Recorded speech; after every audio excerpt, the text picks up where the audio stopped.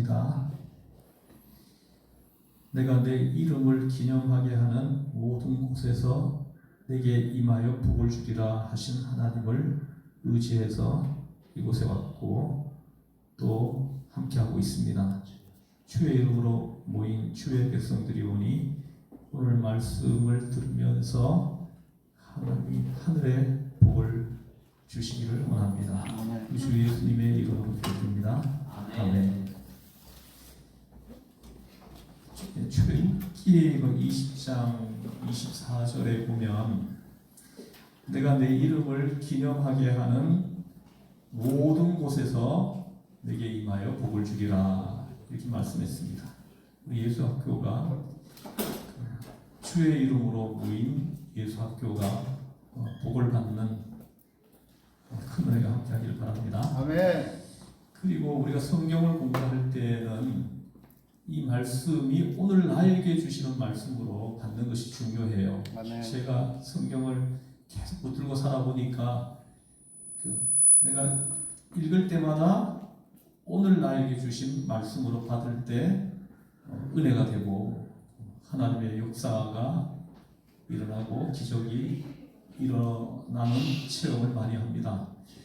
그래서 신명기 5장 3절에 보면 이 언약은 여호와께서 우리 조상들과 세우신 것이 아니요 오늘 여기 살아있는 우리 곧 우리와 세우신 것이라 이렇게 말씀합니다. 오늘 여기 살아있는 우리 곧 우리와 세운 거다 이렇게 말씀합니다. 그래서 과거에 조상들에게 준 말씀이 아니고 오늘 나에게 주신 말씀이다. 나에게 주신 말씀으로 들릴 때 이 말씀은 내 안에서 살아서 역사할 줄로 믿습니다. 짧은 시간에 제가 해드려야 되기 때문에 성경 흐름을 여러분들이 이해를 좀 도와주는 것으로 그렇게 대신하려고 합니다. 자세하게 할 수는 없고요. 모세오경 구조를 제가 이제 설명을 하겠습니다. 창세기는 1장에서 5장 아담과 그의 자손들 이야기가 기록되어 있죠. 그리고 6장에서 11장은 노아와 그 자손들 이야기예요. 그 다음에 12장부터 25장은 아브라함, 그 다음에 26장, 27장은 이삭, 그 다음에 28장부터 36장까지는 야곱. 그 사이에 뭐 이렇게 에서도 나오고 뭐 이스마엘도 나오고 하지만 또 겹치는 부분도 있지만 제가 방금 언급하는 이분들이 내용의 중심을 이루고 있다는 겁니다. 그 다음에 37장부터 50장까지는 요셉 이야기예요. 이렇게 되어 있습니다. 그래서 이 구조, 창세기 이 구조를 이렇게 기억하고 있으면 어떤 이야기를 들으면 이 말씀은 창세기 몇 장쯤에 기록되어 있다 해가지고 금방 찾아 들어가서 읽어볼 수가 있는 힘이 생긴다는 거죠. 요거는 창세기 집 구조고요.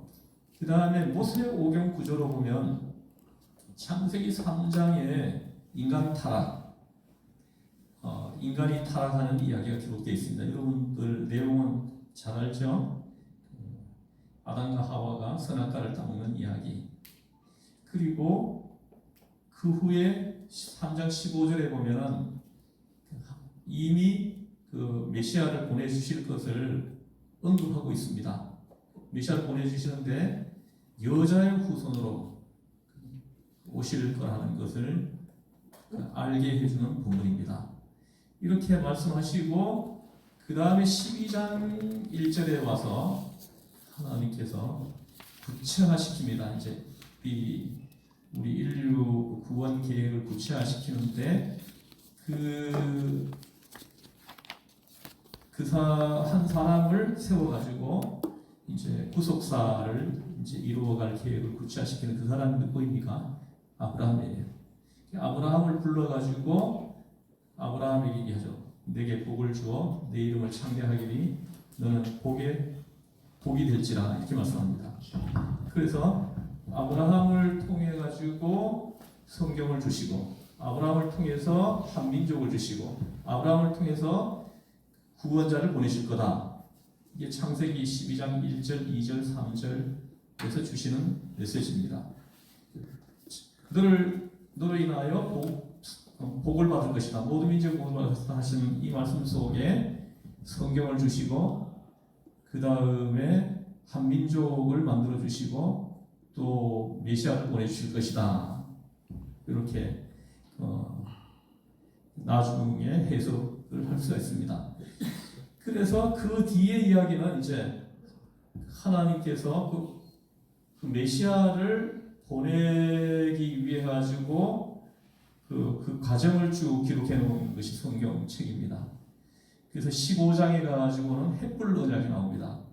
거기에서 아브라함의 자손이 이방에서 계기될 거다. 몇 년 동안요? 400년 동안. 그리고 4대 만에 이방의 객생활을 청산시키고 불러내서 내가 약속한 땅으로 이끌어 드릴 거다. 이게 햇불 언약의 내용입니다. 자세하게 설명을 할 수 있지만은 지금 시간이 없기 때문에 이렇게 이해만 도움해서 넘어갈게요. 그리고 이게 이제 47장, 창세기 47장으로 제가 여기 아까 드렸죠. 유인물 드렸죠. 네. 제가 간단하게 이렇게 해놨습니다. 47장으로 가가지고 46장으로 가가지고 46장에서 야곱이 70명의 가족을 데리고 이집트로 들어가는 이야기가 46장에 기록되어 있어요. 그래서 창세기 15장에서 이방에서 계기될 것이다 하신 말씀이 46장에서 성취되고 있는 걸 봐야 됩니다. 그 70명이 들어가는 거예요. 그리고 출애굽기 12장으로 갑니다. 출애굽기 12장으로 가가지고 거기에서 출애굽을 해서 나오는 겁니다. 정확하게 4대 만이에요. 정확하게 4대 만. 자 보십시오. 야곱이죠. 그 다음에 12아들이 있죠. 12아들 중에 그 모세의 조상이 누구예요? 모세의 조상이?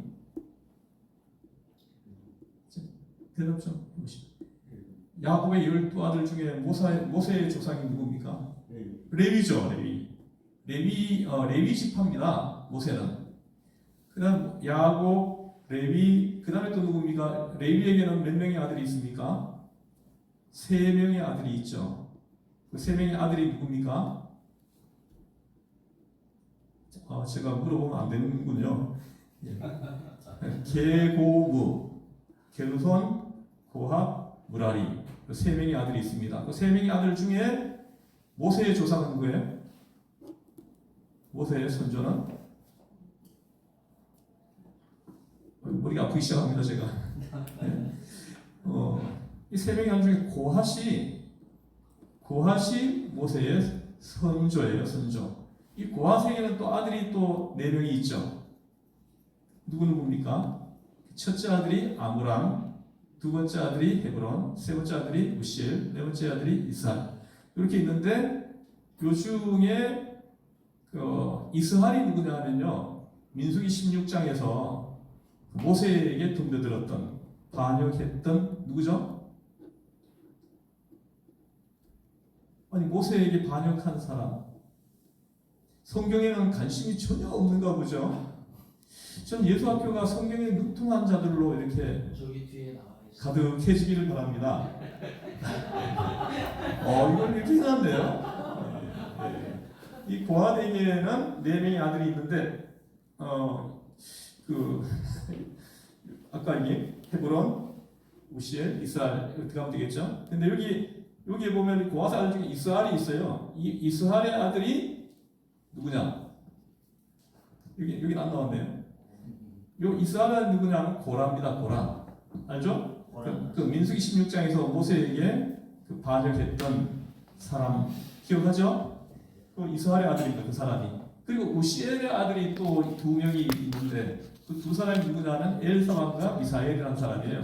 이 사람이 누구냐면 레위기 10장에서 그 2사람이 죽죠. 레위기 10장에서 2사람 누가 죽습니까?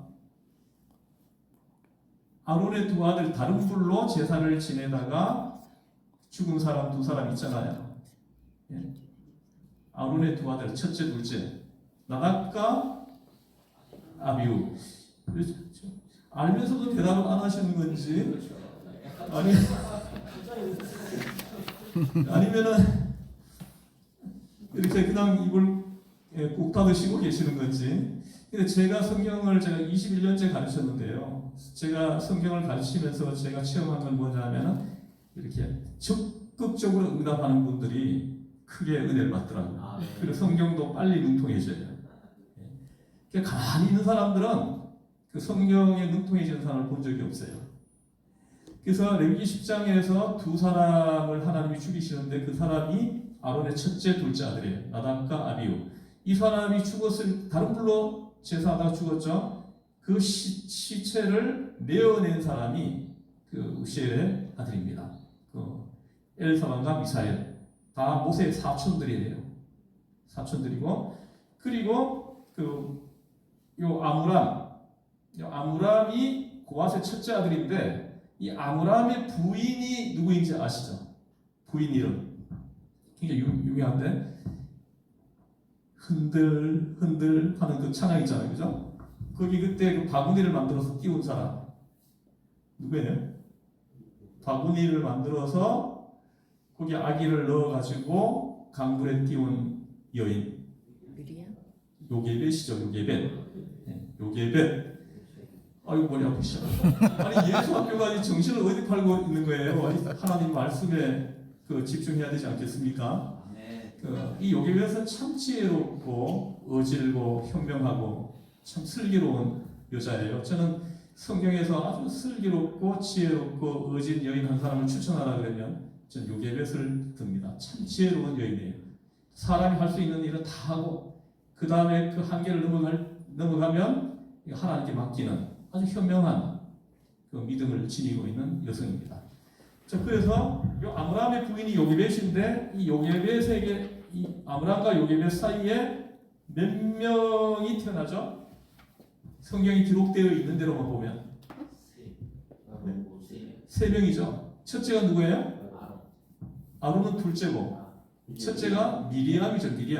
미리암이 첫째고 둘째가 아론이고 셋째가 바로 모세입니다. 이렇게 띄워주니까 좋네요. 저는 기계를 잘 다루지 못합니다. 고장이 조금만 나면 사람 불러야 돼요. 어제도 녹화 기능 우리 교회 녹화 기능이 이제 좀 문제가 있어가지고 사람을 불렀어요. 한번 부르면 20만 원 줘야 돼요. 그래서 또 20만 원 주니까 또 감사하더라고요. 그분이 또 그거 받으면은 또 도움이 되잖아요, 그죠?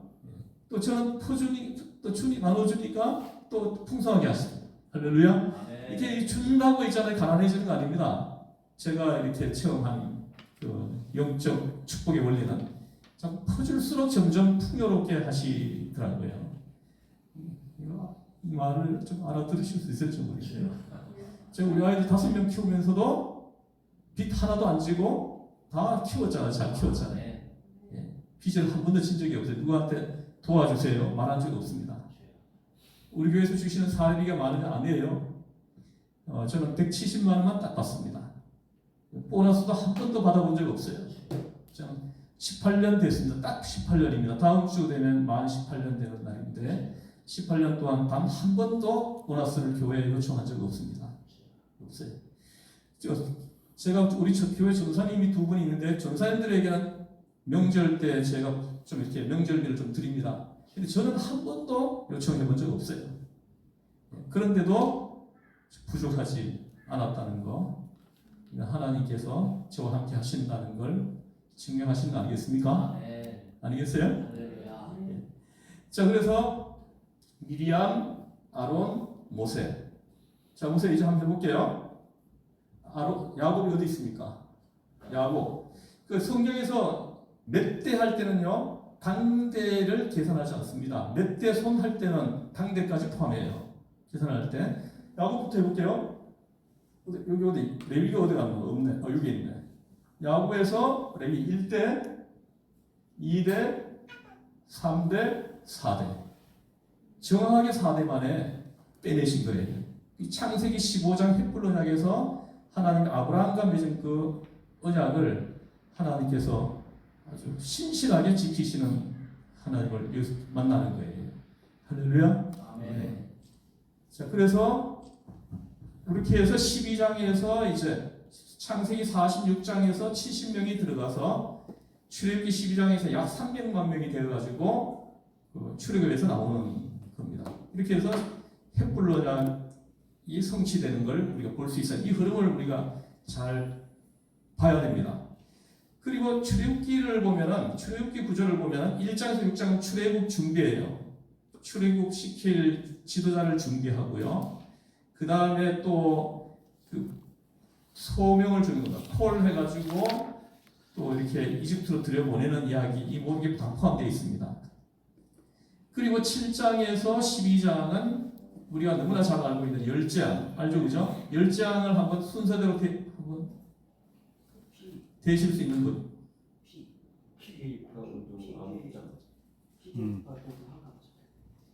피, 개이파, 돌라구, 돌라구, 매흑장 이렇게 10가지 재앙이 여기 기록되어 있습니다. 7장에서 12장. 어떤 분이 그 열재앙 중에 메뚜기 재앙을 찾는데 출애굽기 막 20몇 장에서 막 찾고 있어요. 아무리 찾아도 나와야죠. 그래서 이 구조를 우리가 잘 기억하고 있으면은 정확하게 몇 장 몰라도 그리로 손이 갑니다. 그래가지고 이렇게 찾아가지고 이렇게 확인하고 읽고 묵상하고 그리고 은혜 받을 수 있다는 거죠.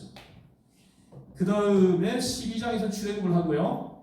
그리고 12장에서 19장은 람셋에서 출발합니다. 이집트의 람셋, 고센 땅 람셋에서 출발을 해가지고 시내 산까지, 시내 광야까지 이르는 여정을 기록해놨어요.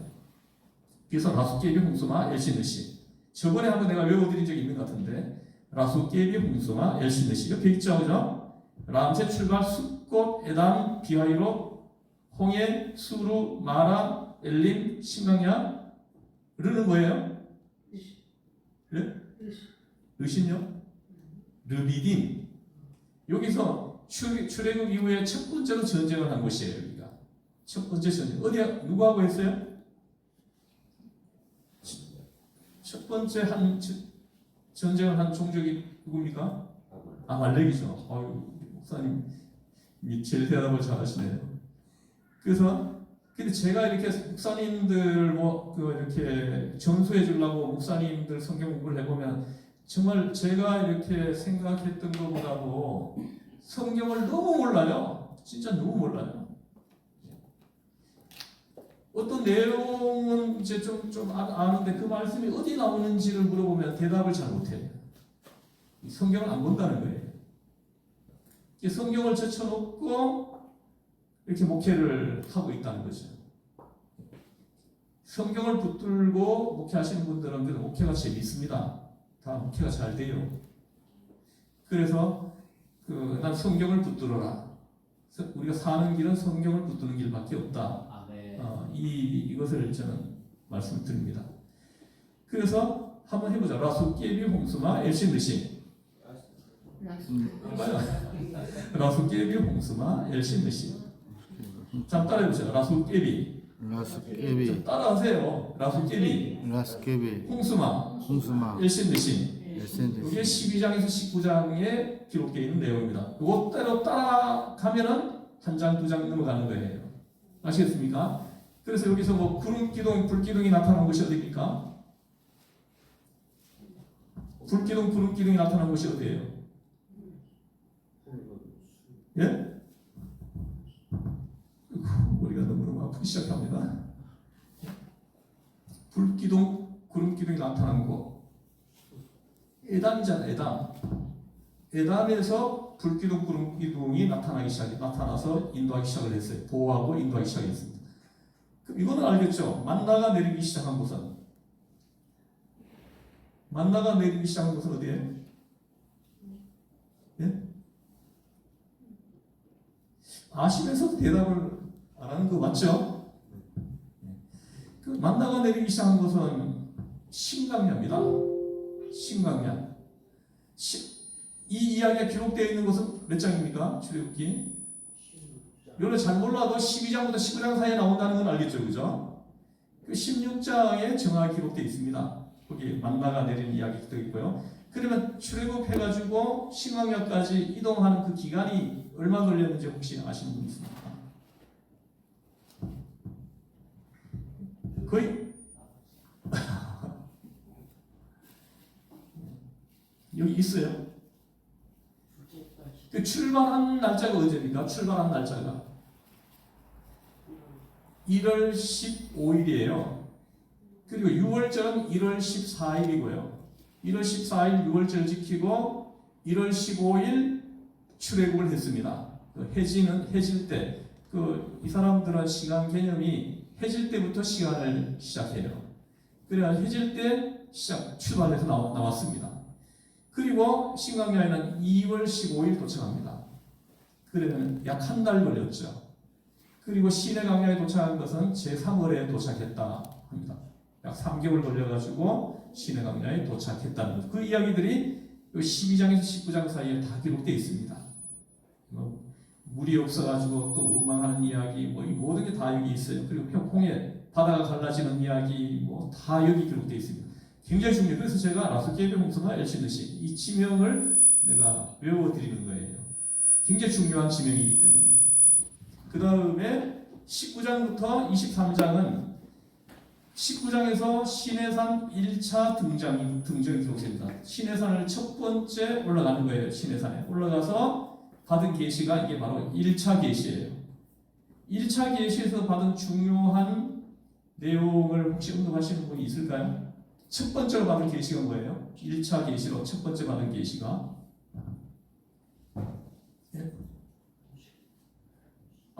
보십시오. 19장에 시내산 올라갔고 그럼 20장에 나온 내용이 뭐예요? 십계명이 나오죠. 십계명이 제일 첫 번째로 받은 율법입니다. 그게 20장 1절부터 기록되어 있어요. 그리고 그래서 20장은 그 십계명하고 제단을 만드는 방법이 기록되어 있어요. 제단을 만들 때 돌을 사용할 때 다듬지 않은 돌로 제단을 만들려고 하는 이 말씀이 기록되어 있습니다. 그 다음에 21장에는 어떤 내용이 나옵니까? 종법, 폭행법, 그 다음에 또 뭐가 나올까요? 동해보상법, 이런 알죠, 그죠? 이는 이로, 눈은 눈으로, 이거 있죠, 그죠?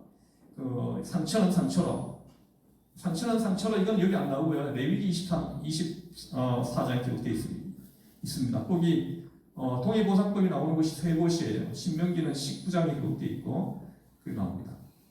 자, 어쨌든 이런 구조를 여러분들이 잘 기억하면 성경이 능통해져요. 빨리 능통해집니다. 그래서 성경을 전체로 보는 눈이 이렇게 생겨나요. 창세기부터 계시록까지 전체가 한눈에 쭉 보이는 거예요. 그러니까 성경 왜곡을 덜 하게 되죠. 전체에서 이 본문을 통해 가지고 하나님이 의도하신 것이 뭐냐, 주시려고 하는 메시지가 뭐냐, 요걸 이제 파악할 수 있는 힘이 생기는 거죠. 자, 그 다음에 이게 1차 계시입니다. 그리고 23장은 이제 3대 절기가 기록되어 있죠. 3대 절기. 이게 1차로 받은 계시입니다.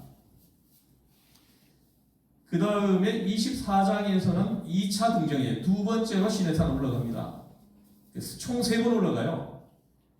그래서 두 번째 올라가서 받은 2차 계시가 뭐냐? 예배를 제정해 줍니다. 예배를 세우려고 하시는 거예요.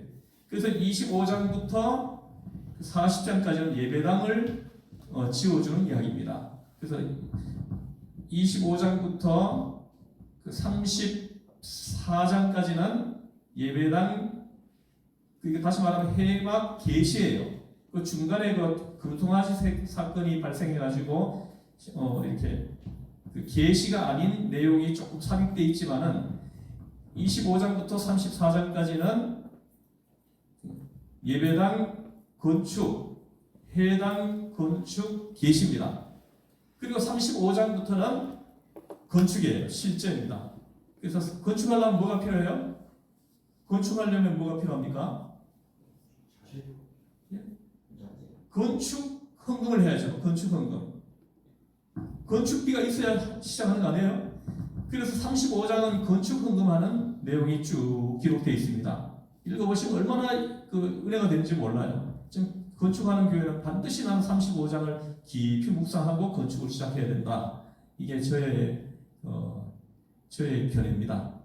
그리고 36장 건축 헌금이 넘치도록 들어왔습니다. 그래야 그만 가지고 오라고 중지시키는 내용까지 나와요.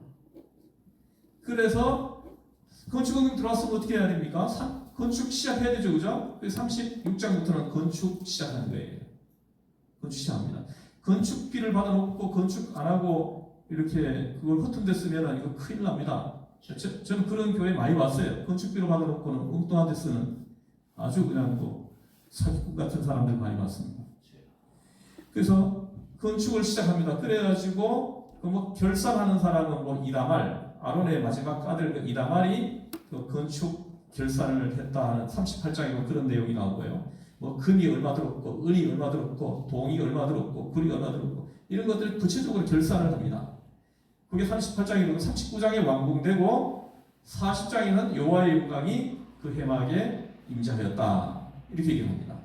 그래서 하나님이 원하시는 대로 지어졌다는 거죠. 그래서 예배당이 이제 지어졌어요. 그리고 레위기 1장부터 10장은 그 예배당에서 하나님 앞에 올려드릴 예배를 제정해 줍니다. 여기 레위기에서는 구체적으로는 5대 제사라고 합니다. 그래서 그 예배를 제정해 주죠. 그리고 이 예배를 집례할 집례자도 세워줍니다. 그 이야기는 8장에 기록되어 있어요. 그리고 첫 집례가 9장에 기록되어 있는 거예요. 그리고 10장에서는 아론의 두 아들이 예배를 하나님이 지시한 대로 안 하고 자기 소견에 오른 대로 예배를 집례하려고 하다가 죽는 사건이 발생하는 거죠. 그죠? 그래서 본보기를 보인 거죠. 만약에 거기서 둘을 안 죽였으면 누가 하나님이 지시하신 대로 예배를 드리겠어요? 다 자기 생각에 오른 대로 예배를 드리겠죠. 그래서 예배가 하나님이 원하는 예배를 드리기를 원한다는 이 메시지가 거기 있는 거예요. 우리가 원하는 대로 드려가지고는 하나님이 안 받으신다는 메시지가 거기 있는 거죠. 하나님이 바라시는 대로 예배를 드려야 된다는 거죠. 그리고 11장에서 17장까지는 11장에서 27장까지는 하나님이 지으신 이 예배당에서 하나님이 세우신 집례자가 예배를 집례할 때 그 예배에 참여하는 회중들을 언급하고 있어요. 그래서 11장에서 17장은 성도의 정결입니다. 정결한 성도가 드리는 예배를 받으시겠다. 우리가 뭐 한 절 한 절만 뜯어가지고 보면 왜곡할 수가 있어요. 그 전체 레위기서 전체를 보면서 그 하나님이 의도하신 것이 뭐냐 이걸 이렇게 알아내는 것이 중요해요. 그래서 정결은 뭡니까? 우리 몸이에요. 몸. 우리 몸을 깨끗하게 구별하기를 바라신다는 걸 알 수 있어요. 그래가지고 뭐 먹을 거 안 먹을 거 막 구별하잖아요. 11장에 보면은 먹을 거 안 먹을 거 하나하나 다 구별해줘요. 그리고 뭐 산모 정결, 뭐 또 유치병, 그리고 또 나병 환자 정결 이렇게 쭉 나오잖아요. 그리고 피를 먹지 말라. 피를 먹지 말라. 피를 먹지 말라 할 이유를 두 가지든 하나는 피에 생명이 있고 피가 죄를 속하기 때문이다. 이렇게 얘기합니다. 그래서 17장. 그래서 우리 성도들은 하나님 앞에 나와서 예배 드리는 성도들은 몸을 정결하게 구별하는 삶을 살아야 된다는 거예요. 정결해야 된다는 거예요. 나이트클럽 앉아가지고 뭐 그냥 이렇게 술 한잔 맞고 뭐 춤추고 이렇게 해서는 안 된다. 그 다음에 18장부터 27장은 여기 보면 뭐 여러 가지가 나오는데 27장까지는 성도의 성결입니다. 그래서 첫 번째가 성도덕이에요. 그래서 하나님은 성적으로 깨끗한 삶을 요구하신다는 거예요. 요즘 성적으로 너무 타락했죠. 지금 시기를 좀 보고 얘기를 해주세요. 몇 시 됐습니까? 11시 35분. 아, 저거 맞아요? 네. 이제 한 10분만 더 하겠습니다. 그래서 이 18장에서 27장까지는 성결한 성도예요. 거룩 사랑. 19장에는 성결한 생활이 어떤 생활인지 아주 구체적으로 하나하나 나열하고 있어요. 그 중에 보면 뭐 문신을 새기지 말라 이런 내용도 나옵니다. 주의 백성이 몸에 막 문신을 새기고 하면 안 됩니다. 참 요즘 문신을 얼마나 하는지 모릅니다. 근데 우리 교회도 문신 있는 사람이 있어요. 쫓아내지는 못하고.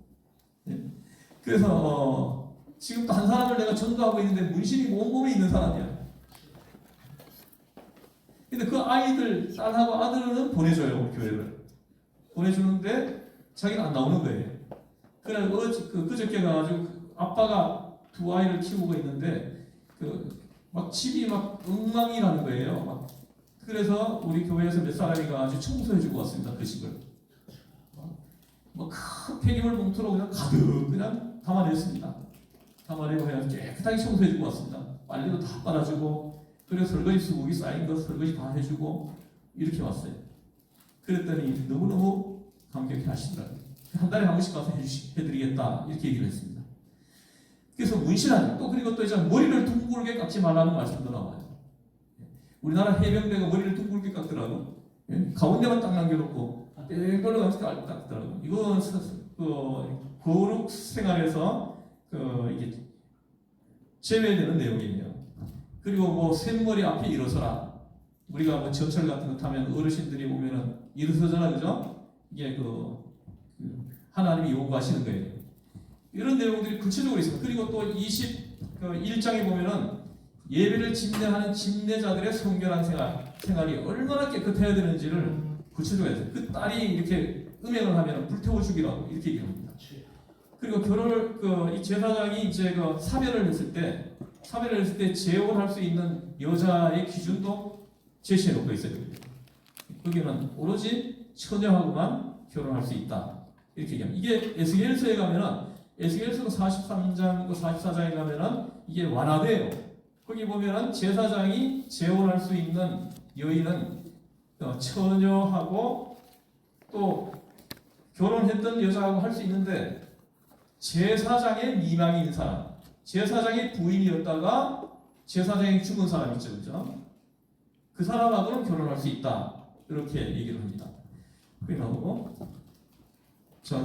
그리고 난 다음에 제가 레위기는 전에 한번 좀 해드린 적이 있습니다. 이렇게 되고 그래서 이제 예배 출애굽기 25장부터 레위기 27장까지는 예배를 세우는 이야기예요. 그래서 하나님은 주의 백성들에게 예배를 받으시려고 하신다는 거, 이걸 우리가 알아야 됩니다. 그래서 우리는 예배에 실패하면 안 됩니다. 예배에 실패하면 다른 모든 것들이 주저앉아요. 그래서 어떤 경우에도 예배를 사수하고 어떤 경우에도 예배를 폐해지지 않도록 해야 된다는 거죠. 그리고 민수기 1장부터 36장까지는 광야 40년 생활이 기록되어 있습니다. 그래서 1장부터 10장까지는 신의 광야를 떠나보낼 준비를 하는 이야기예요. 그래서 1장에 인구조사를 한답니다. 이게 출애굽 후에 숫곳에서 한번 했고요. 여기서 또 한번 하는 거예요. 그래서 여기 숫곳에서는 보행하는 장정만 60만이다 이렇게 얘기를 했는데 여기서는 60만 3,550명 이렇게 정확하게 인구를 이렇게 적어놨습니다. 60만 3,550명. 이거는 20세에서 50세까지 전쟁에 나갈 수 있는 사람들의 숫자, 언제든지 전쟁에 내보낼 수 있는 사람들 숫자가 된 거예요. 그래서 20세 이전에 있는 사람들, 그리고 여성들, 노인들은 다 제외된 숫자라는 거죠. 그래서 이 모든 제외된 숫자를 이렇게 포함하면 약 300만 명 정도 된다. 저는 그렇게 봅니다. 아이들이 많잖아요, 그죠? 아이들이 많습니다. 그리고 인구조사를 하려고 보면은 여기가 1차 인구조사가 나오는데 2차 인구조사가 민수기 26장에 나와요. 40년이 지난 다음에 인구조사를 또 한 번 합니다.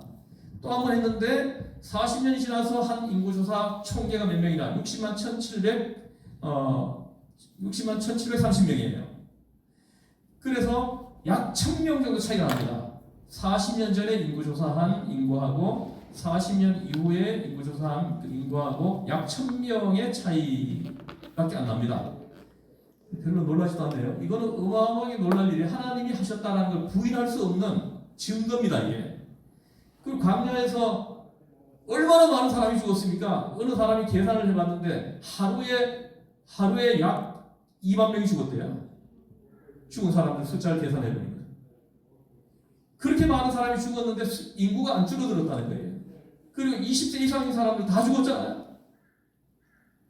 갈렙과 여호수아만 지금 남아있고 그 외에는 다 세상을 떠났습니다. 그 인구가 얼마나 많습니까? 나올 때 약 300만 명이 나왔는데 다 죽었어요. 그래서 하루에 약 2만 명 가까운 사람들이 매일 죽었다 이렇게 얘기합니다. 그렇게 많은 사람이 죽었는데도 인구가 안 줄어들었다는 거예요.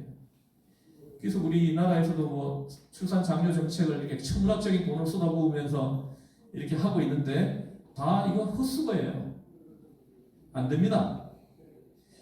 이게 딱 되는 방법이 딱 하나 있는데 하나님을 경외하고 하나님을 예배하는 자로 돌아오면 그냥 저절로 해결됩니다. 저절로 해결돼요. 지금 요즘 젊은 청년들 보세요. 다 하나님을 떠나 있는 사람들의 사고를 가지고 살고 있어요. 하나님의 사람의 사고를 갖고 있는 사람들은요, 결혼하는 것이 축복으로 받아들이고요. 또 자녀를 여러 낳아서 번성하는 것이 하나님의 축복으로 인식하고 받아들인다는 거예요. 여러분 보세요. 나 결혼을 해도 아이는 안 낳을 거야. 지난주 토요일 날 뭐 처조카가 결혼을 했는데 결혼을 원래 안 한다고 했던 아이예요. 근데 어떻게 좋은 사람을 만나서 결혼을 했습니다. 했는데 결혼을 하지만 아이는 안 낳겠다. 이렇게 얘기를 했다 그러더라고요.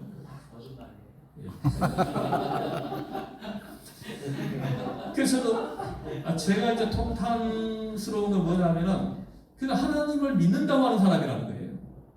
하나님을 믿는다고 하는 사람의 사고가 그렇다는 거예요.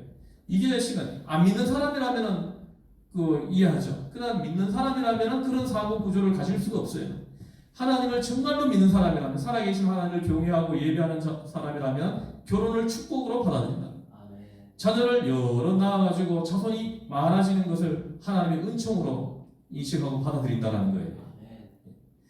아까 그분이 넷이라고 했는데 아까 하나 더 낳으세요 했는데요. 저희 후임자 될 사람은 첫 번째가 뭐냐, 성경에 능통한 자여야 되고요. 두 번째, 성경에 능통한 자가 아니면 우리 교회는 적응 못합니다. 성경에 능통한 자가 되어야 되고, 두 번째는 뭐냐면은 자녀가 5명 이상인 사람이어야 된다. 내가 5명이었잖아요, 그죠? 그러니까 5명 아닌 사람은 와서 적응하기 힘들어요. 그리고 또 하나 조건은 뭐냐, 하나 더 이거는 기본적인 거지만은 장신대 졸업하고 통합교단에서 목사 안수를 받고, 이거는 기본적으로 조건을 갖춰야 되는 거지만. 여기 교사 옮기려고 해요. 자녀 5명 낳아가지고 와.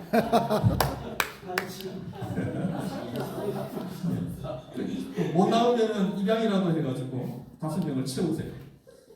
그래서 자 보십시오.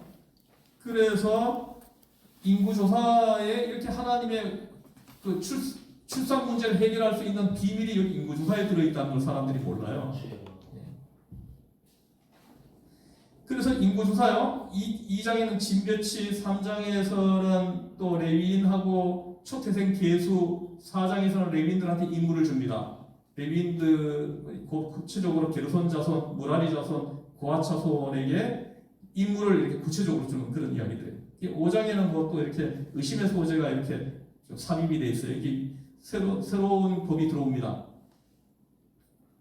그래서 그리고 이제 7장에서 6장에는 나실림법, 7장에는 족장예물, 8장에는 레위인 성별, 그리고 9장에는 유월절 지키고 10장에는 나팔 부는 규정을 얘기하고 신의 강야를 출발시키는 이야기 이렇게 됩니다. 이렇게 해서 10장에서 출발해서 36장까지 39년 여정이 신의 광야에서 약 1년 동안 11개월 20일 동안 체류해요. 11개월 20일 동안 체류하면서 율법을, 모세의 율법이라고 하는 율법을 다 받는 거예요. 그리고 난 다음에 이제 떠나는 거죠. 떠나가지고 36장까지는 약 39년 동안 있었던 이야기를 기록하고 있다는 거예요. 그리고 마지막으로 신명기로 가면은, 신명기에서는 모세가 이제 모압 평지에다가 모압 평지에 전부 다 백성들을 모아놓고 이제 하나님이 불러가기 직전에 3편의 설교를 합니다. 그 3편의 설교, 유언 설교를 하고는 부름받아가지고 모세는 떠나고요. 여호수아가 후계자가 돼가지고 이제 역사서가 시작되는 거예요. 그렇게 되는데 1차 설교는 1장에서 4장이에요. 신명기 1장에서 4장까지가 1차 첫 번째 설교입니다. 이 첫 번째 설교는 뭐냐 하면 과거 해상을 하면서 설교를 합니다. 그래서 뭐 여기 보면은 뭐 여러 가지 이야기 나옵니다. 뭐 정탐 이야기, 뭐 아모리 뭐 정복하는 이야기 이런 것들이 쭉 기록되어 있어요. 그리고 그때마다 살아계신 하나님이 역사하신 이야기를 하면서 그 하나님을 꼭 붙들고 떠나지 말라고, 하나님을 경외하고 예배하는 자로 살으라고 권면하는 내용입니다. 그 다음에 5장부터 26장까지는 현재 율법, 지금 현재 이 공동체에서 적용되고 있는 율법을 가지고 설교를 합니다. 이 율법을 가지고 모세는 참 이 설교의 아주 명설교가입니다.